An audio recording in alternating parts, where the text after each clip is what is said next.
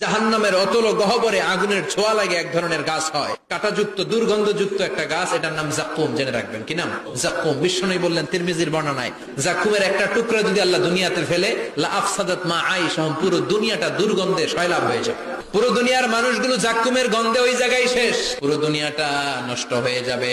ওই কাঁটাযুক্ত জাক্কুম তাদেরকে দেয়া হবে, ক্ষুধার চোটে জাক্কুমই খাইতে শুরু করবে। কাঁটাযুক্ত গরম দুর্গন্ধযুক্ত জাক্কুম গলার মাঝখানে কাঁটা বিঁধে যাবে, খেতেও পারবে না, গিলতেও পারবে না। এবার কয় পানি দাও। জাহান্নামীদের জন্য 4 ধরনের ঝর্ণা আছে।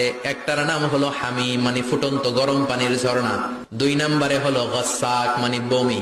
3 নম্বরে হলো গিসলিন, দুর্গন্ধযুক্ত রক্ত আর পুষ।